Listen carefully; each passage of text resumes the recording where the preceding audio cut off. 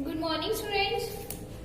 Previous lecture में हमने employment की बात करी थी, टाइप्स ऑफ एम्प्लॉयमेंट, और हमने ये देखा था कि कैसे कैसे लोग काम करते हैं, कहाँ कहाँ पे वो एम्प्लॉयड होते हैं। कि हमने ये चीज भी देखी थी 2 टाइप्स ऑफ एम्प्लॉयमेंट में, कि अगर एक ही जगह पे एक ही प्लॉट ऑफ लैंड पे 10 लोग काम कर रहे हैं, जबकि वो काम 8 लोगों से भी हो सकता है, तो उस एम्प्लॉयमेंट को क्या कहते हैं? डिस्प्यूट एम्प्लॉयमेंट कहते हैं, है ना। तो हमने टाइप्स ऑफ एम्प्लॉयमेंट देखे। आज हम एक टॉपिक करते हैं जिसका नाम है कि हम वर्कर्स को डिवाइड करते हैं उनकी वर्किंग कंडीशंस के अकॉर्डिंग। ठीक है, वर्किंग कंडीशंस के अकॉर्डिंग कैसे?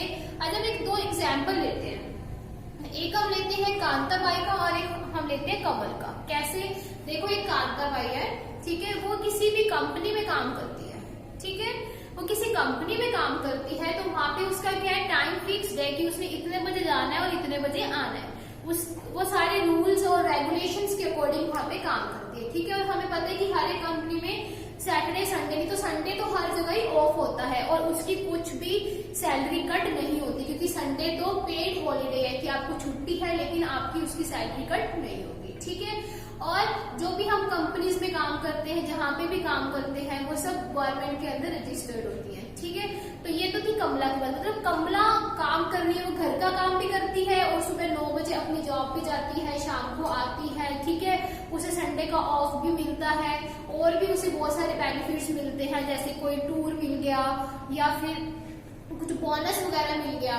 ठीक है, और एक तरफ है कमल। कमल क्या है? मान लो किसी शॉप पे क्या है, एक वो है वर्कर है, किसी शॉप पे काम करता है। ठीक है, अब अगर आप किसी शॉप पे काम कर रहे हो तो वहां पे हमें सैलरी, वेजेस, जो पैसा मिलता है हर महीने, वो किस हिसाब से मिलता है? कि आप कितने दिन आए हो उस हिसाब से मिलता है ना। और क्या यहाँ पे आपको कोई और बोनस या फिर कुछ और ऐसा कुछ मिलता है? कुछ भी नहीं मिलता। सिर्फ आप काम करोगे, जितने दिन आप काम करोगे उसके हिसाब से आपको पैसे मिल जाएंगे। ठीक है, तो इसके अंदर क्या हुआ? अब देखो, जो कांता का काम था वो कौन से सेक्टर में था? Organise sector. ऐसा सेक्टर जिसके अंदर सारी रूल्स एंड रेगुलेशन फिक्स होती है और जिसके अंदर हमें बहुत सारे बेनिफिट्स मिलते हैं।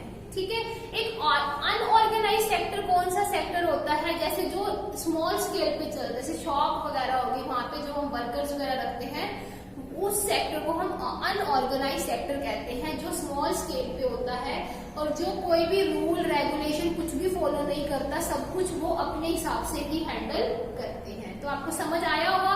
मतलब कांताबाई का example is organise and Kamal का एग्जाम्पल इज अनऑर्गेनाइज। तो ऑर्गेनाइज और अनऑर्गेनाइज समझ में आया। तो देखो, ऑर्गेनाइज क्या होता है? Terms of employment are regular. Terms of employment regular कैसे होती है? कि अगर आपको बोल दिया कि आपको 15,000 रुपये महीना मिलेगा, 25,000 रुपये महीना मिलेगा, तो उतना आपको मिलेगा ही मिलेगा। ठीक है, कोई भी संडे का ऑफ होगा तो वो आपका काटा नहीं जाएगा, कोई और ऑफ होगा तो वो आपका काटा नहीं जाएगा। ठीक है, लेकिन वहीं जब हम जैसे किसी शॉप पे काम कर रहे हैं, तो वहां पे तो वो पहले यही देखते हैं कि आप कितने दिन आए हो, कितनी आपने छुट्टियां मारी है, उसके हिसाब से हम आपको पैसा देंगे। ठीक है, सेकंड है कि इसके अंदर अब देखो, अब आपने जॉब ज्वाइन करी तो आपको पता है कि आपका काम परमानेंट है ना, परमानेंट, कि आपको कोई उस जगह से हिला नहीं सकता। लेकिन वर्कर में क्या होता है कि वो काम परमानेंट नहीं होता। क्यों नहीं होता? मान लो अगर आपने पहले किसी एक वर्कर को रखा हुआ था 5,000 में, ठीक है, फिर थोड़े टाइम बाद आपको एक वर्कर मिल गया जो वही काम आपका 3,500 या 4,000 में कर रहे हैं, तो क्या आप उस 5,000 वाले वर्कर को हटाओगे? नहीं हटाओगे, ऑब्वियसली हटाओगे, क्योंकि आपका वही काम कम पैसों में हो रहा है, तो आप उस वर्कर को रखोगे। तो मतलब अनऑर्गेनाइज सेक्टर के अंदर जो एम्प्लॉयमेंट होता है उसकी क्या नहीं होती? श्योरिटी नहीं होती हमें कि वो कभी भी हमें हटाया जा सकता है। लेकिन ऑर्गेनाइज में क्या होता है? हमें श्योरिटी होती है, फिक्स टाइम पीरियड के लिए हमारा कॉन्ट्रैक्ट होता है। ठीक है, इसके अंदर हम रूल्स एंड रेगुलेशंस फॉलो करते हैं, प्रोसेस और प्रोसीजर्स होते हैं, और क्या क्या बेनिफिट्स मिलते हैं, जैसे कि पेड लीव मिल गई, ग्रेजुटी वगैरह। क्या होता है कि जैसे जो गवर्नमेंट जॉब में काम करते हैं, ठीक है, तो उनका जितनी भी सैलरी आती है उसका कुछ % कट के आता है, पूरी की पूरी नहीं आती। ठीक है, तो फिर जब आप रिटायर हो जाते हैं वो लोग, तो उनके बाद उनकी पेंशन, ग्रेजुटीज आना स्टार्ट हो जाती है। तो वो होती है पेंशन और ग्रेजुटी, जो उनका रिटायरमेंट के बाद पैसा आना स्टार्ट होता है। ठीक है, और अनऑर्गेनाइज में क्या है कि ये स्मॉल यूनिट्स में होता है, जो कि जिसके ऊपर गवर्नमेंट का कंट्रोल नहीं होता और ये कोई भी रूल्स एंड रेगुलेशंस को को फॉलो नहीं करते। ऑब्वियसली ये लो पे जॉब होते जैसे 4,000 का काम, 5,000 का काम, और ये रेगुलर नहीं होती, मतलब फिक्स नहीं होती। अगर किसी मालिक को कोई काम कोई कम पैसों में कर रहा है तो वो उसको रख लेगा, ठीक है। तो इसकी डिसएडवांटेज क्या है कि हमारा जो एम्प्लॉयमेंट है, काम है, जॉब है हमारी, वो फिक्स नहीं होती। और ना ही इसके अंदर अगर मान लो आपने छुट्टी मार दी और आपने बोल दिया कि मैं कल की छुट्टी तो लूंगा लेकिन आप मुझे पैसे देना, तो क्या आपका मालिक आपको पैसे देगा? क्यों देगा? अगला बोलेगा जब तू काम पे नहीं आ रहा तो मैं तुमको पैसे क्यों दूं? लेकिन जॉब में ऐसा नहीं होता। जॉब में हमें जो फिक्स्ड है वो मिलता है कुछ टर्म्स एंड कंडीशंस पे, ठीक है। तो ऑर्गेनाइज सेक्टर और अनऑर्गेनाइज सेक्टर समझ में आया क्या? ऑर्गेनाइज सेक्टर क्या होता है कि वो सेक्टर जिसके अंदर सब कुछ फिक्स्ड और रेगुलर होता है, एज पर रूल्स एंड रेगुलेशन के अकॉर्डिंग सब कुछ चलता है, ठीक है। और अनऑर्गेनाइज क्या होता है कि वो सेक्टर जो कि स्मॉल यूनिट्स में ज्यादातर काम करता है और जहाँ पे क्या होता है कि हमें जॉब की सिक्योरिटी नहीं होती है। क्यों नहीं होती है? क्योंकि अगर वही काम कोई उससे सस्ते में करेगा तो वो जो मालिक है, जो ओनर है उस शॉप का, तो वो उसको रख लेगा, ठीक है। और ये कोई भी रूल्स एंड रेगुलेशंस को फॉलो नहीं करते। तो हमने दो एग्जाम्पल देखे, एक कांताबाई का देखा जो ऑफिस में काम करती है, और एक हमने कमल का देखा जो किसी भी शॉप पे एज अ वर्कर काम करता है, ठीक है। अब हम देखते हैं कि जो भी अनऑर्गेनाइज सेक्टर है, अब आप ये देखो कि जो ऑर्गेनाइज वाले हैं, चलो उनका तो सब कुछ फिक्स है कि उनको तो इतना इतना मिलेगा, इस टाइम पीरियड बाद ये मिल जाएगा। लेकिन जो अनऑर्गेनाइज सेक्टर है, ठीक है, जो वहां के वर्कर्स हैं, तो उनको कैसे प्रोटेक्ट किया जाए ये बताओ। कि अब जैसे जो अनऑर्गेनाइज वाले वर्कर्स हैं जिनका जो जॉब होती है वो फिक्स नहीं होती है, ठीक है, कभी भी उनको जॉब से हटाया जा सकता है। तो मान लो कि अगर उनको जॉब से हटा दिया तो फिर उनका क्या बनेगा? तो फिर वो उनको इनकम जनरेट कहाँ से होगी? ये एक तो ऑप्शन ये भी हो सकता है कि वो फिर कहीं और जॉब ढूंढ लेंगे। अगर उनको वहां से भी हटा दिया फिर बताओ फिर वो क्या पे जॉब ढूंढेंगे? ऐसे क्या वो हर जगह हर एक महीने नई नई जॉब ढूंढते रहेंगे? तो गवर्नमेंट को इस सेक्टर के लिए क्या करना चाहिए? क्योंकि इस सेक्टर में तो क्या है, सब कुछ फिक्स्ड है कि हमें ठीक है, हमें जॉब मिल गई है, चलो बढ़िया है, अब वो हमारी जिंदगी सेट हो गई है। लेकिन जो इस सेक्टर वाले जो लेबर क्लास वर्कर्स हैं उनके लिए गवर्नमेंट को क्या करना चाहिए, कैसे उनको प्रोटेक्ट करना चाहिए, ठीक है। तो बताओ कैसे कैसे प्रोटेक्ट करना चाहिए उनको? ऐसे भी हो सकता है जैसे जो गांव वगैरह है, गवर्नमेंट को वहां पे इंडस्ट्रीज लगानी चाहिए जहां पे उनको परमानेंट काम मिले, ठीक है। और बताओ तो नेक्स्ट क्या पॉइंट हो सकते हैं कि जैसे गवर्नमेंट ने बहुत सारे प्लान्स चलाए हैं जैसे नरेगा वगैरह, जिससे क्या होता है जो शेड्यूल कास्ट के लोग हैं, जो लोअर वर्कर्स हैं, उनको हेल्प मिलती है काम की, ठीक है। तो क्या हम देख रहे हैं कि कैसे कैसे जो अनऑर्गेनाइज सेक्टर्स हैं उनके वर्कर्स को कैसे प्रोटेक्ट किया जा सकता है।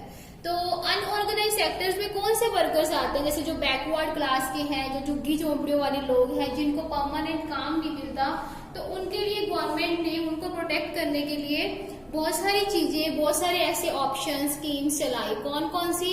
Setting up small scale industries in semi rural areas की बहुत सारे स्मॉल स्केल इंडस्ट्रीज को चलाया गया गांवों में, ऐसे एरियाज पे जहां पे बहुत सारे अनऑर्गेनाइज सेक्टर के वर्कर्स रहते हैं, ठीक है। फिर बहुत सारे प्रोग्राम्स चलाए गए जैसे नरेगा चलाया गया, जिससे क्या होता है लोगों को काम मिलता है कुछ टाइम पीरियड के लिए, ठीक है। और बहुत सारी जॉब अपॉर्चुनिटीज भी प्रोवाइड कराई कि जैसे हम देखते हैं कि स्कूल्स में जैसे जो हमारे वर्कर्स होते हैं, सफाई वाले होते हैं, बाईजी वगैरह होते हैं, तो ये सब हो गए। टूरिज्म में भी बहुत सारे होते हैं, जैसे टूरिज्म सेक्टर में क्या होता है, जैसे हमारे यहाँ पे जैसलमेर वगैरह बहुत सारे टूरिस्ट आते हैं, ठीक है। तो वहाँ पे इन जो बैकवर्ड लोग हैं इनके लिए बहुत ज्यादा काम होता है। क्या काम होता है कि या तो उनको घुमाने करने का काम हो गया, ठीक है, या फिर कुछ भी इन्होंने छोटी छोटी स्ट्रीट शॉप्स खोल ली किसी भी चीजों की, उनमें इनको बहुत कमाई होती है, या फिर जो हॉस्पिटल्स में वर्कर्स काम करते हैं, ठीक है। और गवर्नमेंट ने क्या किया, इनको लोन वगैरह क्रेडिट देना, मतलब लोन वगैरह देना भी स्टार्ट किया एट लोअर रेट पे, जिससे क्या हुआ, इनको अगर इन्होंने खुद ने कुछ अपना बिजनेस स्टार्ट करना है तो वो इस पैसे की हेल्प से कर सकते हैं, ठीक है। तो how to protect workers in unorganise sector की गवर्नमेंट कैसे कैसे अनऑर्गेनाइज सेक्टर के वर्कर्स को प्रोटेक्ट करती है। तो अनऑर्गेनाइज सेक्टर में कौन कौन से वर्कर्स आते हैं? बैकवर्ड क्लास के, SC ST क्लास के, या फिर वो लोग जिनकी खुद की ना तो रहने के लिए जिनके पास घर होता है ना काम होता है, वो जैसे माइग्रेटेड पीपल्स होते हैं वो लोग हो गए। ठीक है, तो क्या क्या उन गवर्नमेंट ने प्रोवाइड कराया, these are the 4 things. Clear, ये टॉपिक क्लियर हुआ। नेक्स्ट हम देखते हैं 2 और सेक्टर्स की बात करते हैं, प्राइवेट सेक्टर और पब्लिक सेक्टर। ये तो आप सबको बहुत अच्छे से पता होगा कि प्राइवेट सेक्टर क्या होता है, पब्लिक सेक्टर क्या होता है ना। जैसे गवर्नमेंट होता है उसको हम पब्लिक सेक्टर बोलते हैं, जो प्राइवेट में जो बिजनेस वगैरह होते हैं जो एक पीपल करता है प्रॉफिट अर्न करने के लिए, उसको हम प्राइवेट सेक्टर बोलते हैं। तो अभी हम इन दोनों टॉपिक्स की बात करते हैं। तो नेक्स्ट हम बात करते हैं कि प्राइवेट और पब्लिक सेक्टर में। ठीक है, तो जैसे कि हम एक एग्जांपल लेके चलते हैं प्राइवेट और पब्लिक सेक्टर का, कि एक तो जो पर्सन है जो किसी प्राइवेट कंपनी में काम करता है, ठीक है, और एक पर्सन है जो किसी बैंक में काम करता है, गवर्नमेंट बैंक में काम करता है। अब तुम खुद सोचो कि किसकी लाइफ ज्यादा बढ़िया होगी, एक प्राइवेट कंपनी वाले की या फिर एक बैंक एम्प्लॉय की। सोचो। फर्स्ट देखो कि अब जो प्राइवेट वाला एम्प्लॉय है उसके ऊपर क्या होता है कि उसका टाइम फिक्स नहीं होता। टाइम फिक्स कैसे नहीं होता कि जैसे मान लो कि उसका ये कंडीशन होती है कि आपको 12 आवर काम करना है या 14 आवर, मतलब कि 12 घंटे काम करना है एक दिन में, या 14 घंटे काम करना है। ठीक है, ये तो उनका फिक्स होता है। दूसरी बात ये आती है कि अगर मान लो किसी टाइम पे काम ज्यादा आ गया तो आपको नाइट शिफ्ट भी लगानी पड़ती है प्राइवेट सेक्टर के अंदर। लेकिन अगर वहीं हम बैंक वालों की बात करें, क्या उनको ऐसा कुछ करना पड़ता है? उनको तो पता है कि हमें 9 बजे जाना है और 5 बजे हमने आना है, तो मतलब 5 बजे हमने आना ही है, चाहे कोई काम पड़ा है तो पड़ा रहे, हम कल ही आके करेंगे। क्यों? क्योंकि वो भाई गवर्नमेंट के एम्प्लॉय हैं, क्योंकि उनको पता है कि हमें तो सैलरी आएगी। और दूसरी चीज, प्राइवेट सेक्टर में कभी भी हमारी जॉब फिक्स नहीं होती, जॉब की सिक्योरिटी नहीं होती। क्यों नहीं होती? क्योंकि ऑब्वियसली जो भी हमने ऑर्गेनाइज अनऑर्गेनाइज में बात करी थी कि अगर मान लो प्राइवेट सेक्टर में क्या होता है कि हमें टाइम टू टाइम खुद को ग्रो करना पड़ता है, खुद को इंक्रीज करना पड़ता है, अपनी स्किल्स को बढ़ाना पड़ता है ताकि कोई और हमारे प्लेस पे ना आ सके। लेकिन गवर्नमेंट में क्या होता है कि अगर आप एक बार बैंक में जॉब लग गए तो आपकी लाइफ टाइम जॉब है, कोई आपको वहां से हिला नहीं सकता। आपका प्रमोशन चाहे हो जाए लेकिन आपको उस पोस्ट से कोई भी हिला नहीं सकता लाइफ टाइम तक। लेकिन प्राइवेट सेक्टर में ऐसा नहीं होता। ठीक है, और देखो थर्ड पॉइंट और क्या होता है कि मान लो जैसे क्या होता है कि गर्ल्स वगैरह को गवर्नमेंट सेक्टर में बहुत सारी छुट्टियां मिलती हैं। ठीक है, जो भी लेडीज वगैरह होती है उनको बहुत सारी ऐसी लीव्स मिलती हैं कि आप हॉलीडे में तो हो लेकिन आपको उसका भी पैसा, आपकी सैलरी बराबर आ रही है। लेकिन प्राइवेट सेक्टर में ऐसा कुछ भी नहीं होता। ठीक है, और प्राइवेट सेक्टर मतलब जो लोग खुद मिलके एक बिजनेस चलाते हैं, उनका मेन एम क्या होगा? प्रॉफिट कमाना, पैसा कमाना।